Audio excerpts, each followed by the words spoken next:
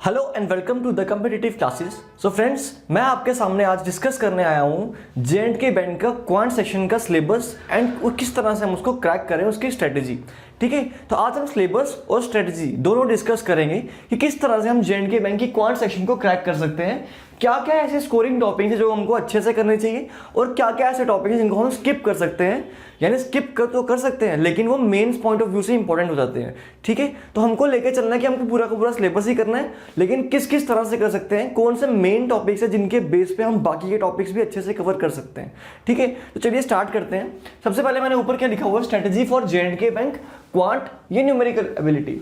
तो quant section में और न्यूमेरिकल एबिलिटी में डिफरेंस क्या रहता है? सबसे पहले तो आपको ये डिफरेंस पता होना जरूरी है। ठीक है, हमारे पास एक होता है क्वांट और दूसरा क्या है, न्यूमेरिकल एबिलिटी। तो जब भी आपका क्लरिकल का या कोई भी प्री एग्जाम होता है उसमें आपसे क्या पूछा जाता है, उसमें आपसे न्यूमेरिकल एबिलिटी पूछी जाती है। जब भी कोई प्री एग्जाम होगा उसमें आपकी न्यूमेरिकल एबिलिटी पूछी गई होगी, जिसमें आपसे वो क्या पूछेंगे, वो क्या चेक करेंगे, आपकी कैलकुलेशन स्किल्स, कि आप कितनी जल्दी से जो नंबर्स हैं हमारे उनको किस तरह से सॉल्व कर सकते हो, क्या टेक्निक्स है आपके पास उनको जल्दी जल्दी से सॉल्व करने की। तो वो रहती है न्यूमेरिकल एबिलिटी। और क्वांट में आपका मेंस में या कई बार पीओ के एग्जाम्स में आपसे क्वांट सेक्शन पूछी जाती है। ठीक है, तो मेंस के लिए जो पूछी जाती है वो क्या रहती है, हमारी क्वांट। इसमें आपकी स्पीड चेक ना करके वो क्या चेक करते हैं कि आपको कितना कंसेप्ट है, कितने कंसेप्शन नॉलेज है आपको उस चैप्टर के बारे में। ठीक है, तो पहले तो आपको डिफरेंस पता होना चाहिए। ठीक है, तो अब आपको पता है कि बैंकिंग का जे&के बैंक का जो एग्जाम है, जे&के बैंक का एग्जाम है, एक एग्जाम पीओ का रहने वाला है और एक बीए का रहने वाला है, बैंकिंग एसोसिएट, जो कि क्लरिकल लेवल का रहेगा। ठीक है, प्री दोनों का होगा, जबकि पीओ में एक एडिशनल मेंस भी रहेगा। ठीक है, और मेंस के बाद पीओ में इंटरव्यू भी होगा। ऐसा हम लेके चल रहे हैं, लास्ट जो हमारा पैटर्न था उसके अकॉर्डिंग। अभी तक ऑफिशियल नोटिफिकेशन कोई भी नहीं आई है कि किस तरह से आपका पैटर्न रहने वाला है। ये हम लेके चल रहे हैं कि लास्ट टाइम जो एग्जाम हुआ था जे&के बैंक का, जो कि स्क्रैप हो चुका है, उसके बेस पे हम लेके चल रहे हैं कि कितने स्टेप्स में आपका जो एग्जाम जो है वो कवर किया जाएगा। तो अगर जे&के बैंक पीओ की बात करूं तो उसमें 3 लेवल्स थे। पहला प्री लेवल को क्रॉस करके आपको मेंस लेवल में जाना था, मेंस लेवल को क्रॉस करके आपको इंटरव्यू में बैठना था, देन आपका सिलेक्शन होना था, राइट। एंड जबकि बात करूँ मैं बैंकिंग एसोसिएट्स की, तो उसमें आपको एक प्री लेवल का एग्जाम क्वालिफाई करना था और आपको उसको डायरेक्ट एंट्री मिल सकती थी।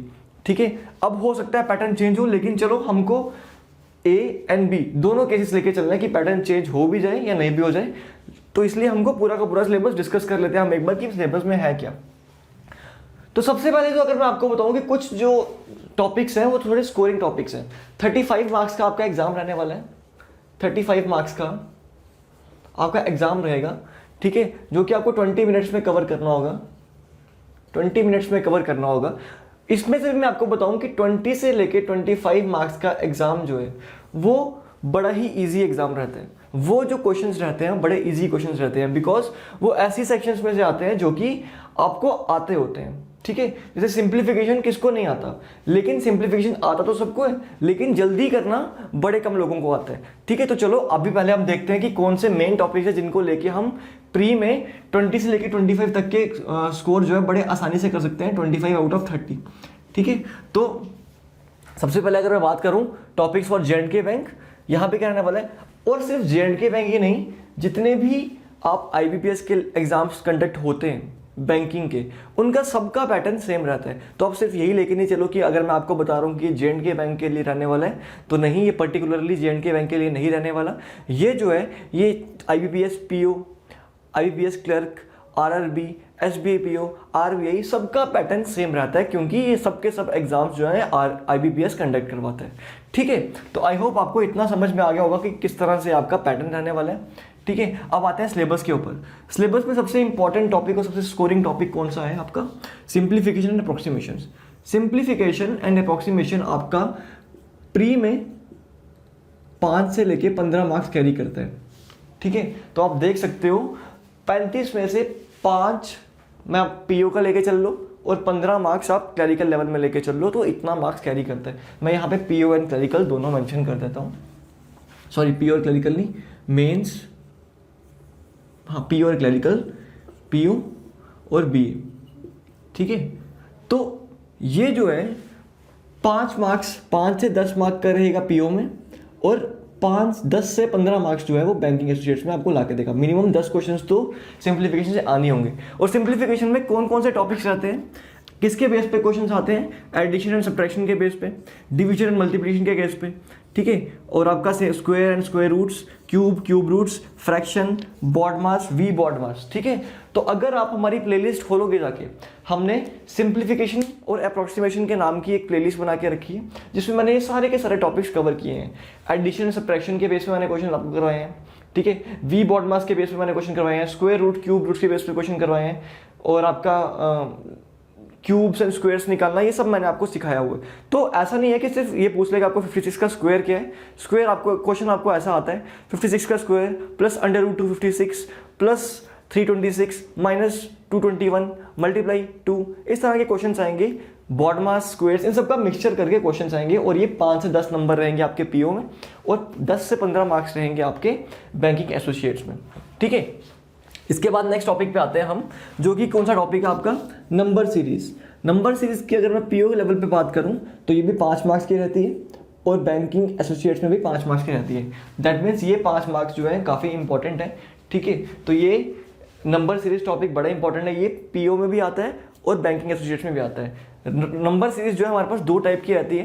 पहली एक रॉन्ग नंबर सीरीज, जिसमें हमको सीरीज दे दी होगी 5, 10, 15, 17, 25, ये एक सीरीज दी हुई है। आपको इसमें से फाइंड आउट करना है कि गलत नंबर कौन सा है। इसमें आपको गलत कौन सा लग रहा है, दिख रहा है आपको 5, 10, 15, इसके बाद 20 आना चाहिए था, तो यहाँ पे गलत 17 लिख दिया, तो यहाँ पे 20 लिखना है। दैट मीन्स आपका यही रॉन्ग नंबर है, ठीक है। अब इतना इजी तो नहीं आएगा ऑब्वियसली, आपको अलग अलग तरह के पैटर्न्स जो हैं वो वहाँ पे देखने के लिए मिलेंगे। हमने इसके बेस पे भी क्लासेस रखी थी, ठीक है। आप number series for J&K bank के नाम की एक हमारी वीडियो है, ठीक है, उसमें आप देख सकते हो। ये मैंने डिफरेंट पैटर्न, सारे के सारे पैटर्न जितने होते हैं नंबर सीरीज में, वो वीडियो मैंने यहाँ पे बना के रखी है, आप प्लेलिस्ट में जाके देख सकते हो, ठीक है। नंबर सीरीज नाम का पैटर्न प्लेलिस्ट होगी। उसके बाद मिसिंग नंबर सीरीज, मतलब हमको गैप दिया होगा, सेम इस तरह से क्वेश्चन होगा 5, 10, 15, 20, आगे फिल इन द ब्लैंक्स करना आपको। तो ये 2 तरह की नंबर सीरीज रहती है आपको, जिसमें एक जो आपकी मिसिंग नंबर सीरीज होती है, मिसिंग नंबर नीचे वाली, और एक आपकी होती है wrong number series. Wrong number series जो होती है आपकी ऊपर वाली सीरीज रहती है, ठीक है। चलिए नेक्स्ट टॉपिक जो है, नेक्स्ट है आपका इनइक्वालिटी। इनइक्वालिटी में जो क्वेश्चंस आते हैं ये आपका क्वाड्रिलेटरल के क्वाड्रेटिक इक्वेशंस के बेस पे क्वेश्चन आते हैं। आपको इस तरह के क्वेश्चन दिए होंगे, ax² plus bx plus c, bx² plus by plus c, ठीक है, bx, ठीक है, is equal to 0 is equal to 0, ठीक है।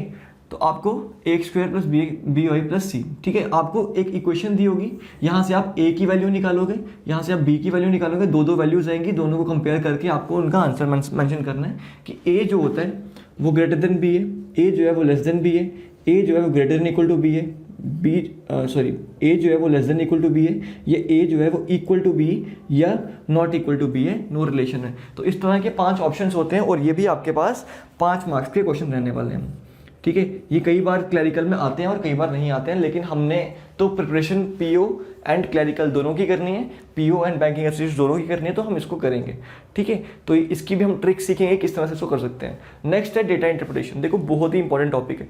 डेटा इंटरप्रिटेशन आपको तब आ सकता है जब आपको ये पूरा का पूरा अर्थमेटिक आता हो, ठीक है। जितने भी डेटा इंटरप्रिटेशन के क्वेश्चंस आते हैं वो किसके बेस पे होते हैं, अर्थमेटिक के बेस पे होते हैं, ठीक है। तो डेटा इंटरप्रिटेशन में आपको अलग अलग तरह के ग्राफ्स दिखते हैं, आपको बार ग्राफ दिखता है, आपको लाइन ग्राफ दिखता है, आपको टेबुलर डेटा मिलता है, ठीक है, आपको पाई चार्ट मिलती है, ठीक है, आपको रडार ग्राफ मिलता है। इस तरह से आपको क्या डेटा इंटरप्रिटेशन में क्वेश्चन पूछे जाते हैं। और अगर मैं बात करूँ तो 5 आपको 10 से 15 क्वेश्चन जो आपको यहाँ से आते हैं, और 5 से 10 क्वेश्चन जो आपको यहाँ से आते हैं। अब देखो ये वेरी कर सकता है ना, हो सकता है इसके 10 क्वेश्चन आ जाएं, इसके 5 क्वेश्चन आ जाएं, हो सकता है इसके 5 आ जाएं, इसके 10 आ जाएं, तो पूरा का पूरा सिलेबस जो है वो यहीं से कवर होता है। बस वेटेज जो है क्वेश्चंस की वो हो जाती है ऊपर नीचे, ठीक है। हो सकता है कोई टॉपिक छोड़ दें, एक शिफ्ट में ना डाल के दूसरे शिफ्ट में डाल दें, लेकिन जो मैक्सिमम पूरा का पूरा सिलेबस है वो यहीं पे है, ठीक है। तो ये थे आपके स्कोरिंग टॉपिक्स। अगर मैं यहाँ से देखूँ, आप 10, 5, 15, 15 और 5 20 और ये भी 5 लगा के चल लो तो 25 नंबर, 25 क्या 30 मार्क्स का जो पेपर है वो यहाँ से निकल रहा है। लेकिन मैंने कहा कि कुछ कई बार ये टॉपिक नहीं आएगा, ये आ जाएगा, ये वाला नहीं आएगा, ये आएगा, तो 25 मार्क्स जो है आपके सिर्फ इन 5 टॉपिक से आ सकते हैं, इन 4 टॉपिक से आ सकते हैं। तो ये टॉपिक बड़े इंपॉर्टेंट टॉपिक है, ठीक है। अब आप कहोगे सर हम क्या करते हैं, हम यही 4 टॉपिक करके जाते हैं अच्छे से प्रैक्टिस करके और हम पेपर निकाल लेंगे। देखो बेटा ऐसा नहीं होता, आप ये तो कर लोगे, ठीक है, लेकिन जब मेंस की बात आती है ना, मेंस में जो है सडनली जो वेटेज है वो शिफ्ट हो जाती है किसके ऊपर, इन अर्थमेटिक के ऊपर। ये जो पोर्शन आपका पूरा क्वेश्चन किसका है, अर्थमेटिक का पोर्शन है, ठीक है, पूरी की पूरी वेटेज। बिकॉज मैंने आपको कहा वहाँ पे आपकी क्वांटिटेटिव एबिलिटी चेक करेंगे, ठीक है, क्वांटिटेटिव एप्टीट्यूड चेक करेंगे, तो वहाँ पे आपको पूछा जाएगा कि आपके कंसेप्ट कितने क्लियर हैं। और दूसरी बात मैंने आपको कहा कि डीआई जो है, जो कि आपकी 10 से 15 मार्क्स कैरी कर रही है, वो 10 से 15 मार्क्स कहाँ से निकल के आते हैं, वो सारा इन्हीं चैप्टर्स में से निकल के आते हैं। डीआई जो होती है वो सारी इनके बेस पे होती है। अगर आपको ये चैप्टर्स अच्छे से आते हैं सारे के सारे, दैट मीन्स आपको डीआई भी अच्छे से आती है, ठीक है, बस थोड़ा सा ऊपर नीचे करना है उसको। तो मैंने यहाँ पे आपको जब परसेंटेज की या रेशियो प्रोपोर्शन की क्लास स्टार्ट की थी, मैंने आपको कहा था कि अगर आपको रेशियो एंड प्रोपोर्शन और परसेंटेज ये 2 चैप्टर आते हैं तो आप पूरा का पूरा अर्थमेटिक जो है बड़े इजीली सॉल्व कर सकते हो, ठीक है। तो आज मैं आपको क्लियर कर देता हूँ, ठीक है, कि कौन कौन से टॉपिक्स हैं जो कि परसेंटेज और रेशियो एंड प्रोपोर्शन के ऊपर बेस्ड होते हैं, ठीक है।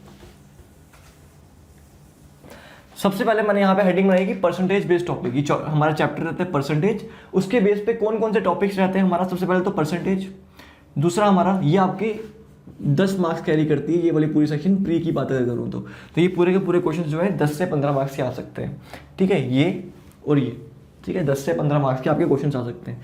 तो परसेंटेज हमने किया हुआ है, ठीक है, परसेंटेज के हमने 5-6 लेक्चर्स किए हैं। अगर आपने नहीं देखी है तो इसकी मैंने प्लेलिस्ट बनाई हुई है, आप प्लेलिस्ट में जाके देख सकते हो, ठीक है। देन प्रॉफिट एंड लॉस हमारा चल रहा है, 2 क्लासेस हो चुकी हैं, नेक्स्ट क्लासेस भी आपको जल्दी मिल जाएंगी, ठीक है। रेशियो एंड प्रोपोर्शन हमने कंप्लीट कर लिए, सबसे पहले हमने ratio and proportion he complete किया था, इसकी भी आपको प्लेलिस्ट मिल जाएगी। प्रॉब्लम ऑन एजेस, ये भी रेशियो एंड प्रोपोर्शन के साथ में ही था, ठीक है। उसके बाद एवरेज जो होता है, एवरेज जो थोड़ा सा डिफरेंट टॉपिक है लेकिन ये एजेस के साथ ही मिक्सड रहता है, ठीक है। Compound interest and simple interest, ये पूरा का पूरा बेस्ड रहेगा आपका किसके ऊपर, परसेंटेज के ऊपर, रेशियो प्रोपोर्शन। क्योंकि मैंने आपको कहा था जब भी आप मैथ सॉल्व करोगे वो किसके बेस पे करोगे, फ्रैक्शन मेथड के बेस पे करोगे, रेशियो मेथड के बेस पे करोगे। और रेशियो मेथड जो है वो पूरा का पूरा परसेंटेज के ऊपर बेस्ड रहता है, ठीक है। तो ये सारे के सारे टॉपिक्स जो हैं, आपका मिक्सचर एंड एलिगेशन, आपका स्पीड टाइम डिस्टेंस, आपका बोट एंड स्ट्रीम, ये सारे के सारे क्वेश्चन, ट्रेन्स, ये सारे के सारे जो है ये परसेंटेज बेस्ड टॉपिक्स हैं, ठीक है। तो अगर आपका परसेंटेज पे अच्छी कमांड है, अगर आपकी परसेंटेज और रेशियो एंड प्रोपोर्शन अच्छे से आपको आती है, तभी आप ये वाले टॉपिक जो है मेरे मेथड से बहुत इजीली कर सकोगे। और जो मेथड मैं आपको बताऊंगा ये एग्जाम में आपको ये नहीं है कि आपको फॉर्मूला लर्न करना पड़ेगा, विदाउट लर्निंग एनी फॉर्मूला आप ये टॉपिक्स इजीली कर सकते हो, ठीक है। आपको बस थोड़ा सा कंसेप्ट होना चाहिए चीज़ों का, देन आप इसको बिल्कुल इजीली कर सकते हो, ठीक है। चलिए, और मैं अगर आपको बताऊं तो ये सारे के सारे टॉपिक्स एक तो अर्थमेटिक में तो आते ही हैं, ठीक है। आप इसको वर्ड प्रॉब्लम के बेस पे भी क्वेश्चन आते हैं कि आपको क्वेश्चंस दिए होंगे, ठीक है, लंबे लंबे क्वेश्चंस दिए होंगे कि A gets 30% on selling article B, ठीक है, बी गेट्स द सेम या B gets 40% on selling the same articles, then इसके बेस पे हमको क्वेश्चन पूछे गए होंगे। तो ये होते हैं हमारी वर्ड प्रॉब्लम्स, ठीक है। तो ये 10 मार्क्स की रहती है आपकी प्री में, ठीक है। उसके अलावा मैं आपको बताऊं अगर, तो ये तो हमारा हो गया परसेंटेज के बेस पे क्वेश्चन। उसके अलावा हमारे पास टाइम एंड वर्क रहता है, ईजी से टॉपिक है ये, इसको भी हम 4-5 लेक्चर्स में कंप्लीट करेंगे, आपको पूरा का पूरा कंप्लीट हो जाएगा, ठीक है। पाइप एंड सिस्टम बिल्कुल रिलेटेड, बिल्कुल सेम टॉपिक, ठीक है, कोई डिफरेंस नहीं है दोनों में, बस इसमें आप इंसानों को काम पे लगाओगे, इसमें आप पाइप्स को काम पे लगाओगे, ठीक है। इसके अलावा अदर टॉपिक्स कुछ रहते हैं हमारे, मेंसुरेशन, इसके 1 से 2 क्वेश्चन आ जाते हैं कई बार, परमुटेशन कॉम्बिनेशन का 1 क्वेश्चन आता है, प्रोबेबिलिटी का 1 क्वेश्चन आ जाता है। इनकी अगर बात बताऊँ मैं, इनकी डीआई तो आती ही आती है, इनके बेस पे डीआई तो आती ही आती है, ठीक है। और अगर आपको बताऊं ऐसे परसेंटेज के 1 से 2 क्वेश्चन आ सकते हैं आपको, ठीक है। प्रॉफिट एंड लॉस के भी 1 से 2 क्वेश्चन आ सकते हैं। बाकी जो मेन टॉपिक्स हैं हमारे, देखो मेन कुछ नहीं है, अगर डीआई जो है पूरी की पूरी इसके बेस पे आ रही है, डीआई आपकी 15 मार्क्स की है और 15 मार्क्स लेने के लिए आपको ये टॉपिक्स पढ़ने ही पड़ते हैं, ठीक है। तो आप ये मत सोचना सर कि हम सिर्फ यहाँ से 25 मार्क्स ले लेंगे, वो 25 मार्क्स में से 15 मार्क्स जो है वो डीआई के भी हैं, ठीक है। उन 25 मार्क्स में से ये 10 से 15 मार्क्स जो है वो DI भी कैरी कर रही है। तो DI करने के लिए आपको ये टॉपिक्स भी करने पड़ेंगे, इसलिए सब कुछ इंपॉर्टेंट है। और वैसे भी मैंने आपको क्या कहा, अगर आप प्री क्वालिफाई करते हो तो मेन तो आपको देना ही है ना। तो आप ये लेके नहीं चलो कि आपका पहले प्री क्वालिफाई हो जाए फिर आप मेंस के बारे में सोचोगे, बिकॉज प्री और मेंस के बीच में ज़्यादा कुछ टाइम नहीं होता। ठीक है, तो ये था आपका फुल डिस्कशन। ठीक है, स्ट्रेटेजी अगर मैं आपको बताऊं तो हमने ये टॉपिक्स जो है वो सब कुछ करके रखे हुए हैं।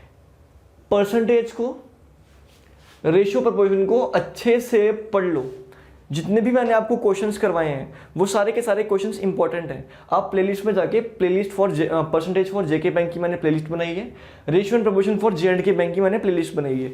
इस प्लेलिस्ट में जाके आप पूरा का पूरा मैथ सॉल्व कर सकते हो। ठीक है, पूरा का पूरा जो है ratio percentage and ratio proportion आप देख सकते हो और उसके बेस पे आपका पूरा का पूरा इजीली सॉल्व हो जाएगा।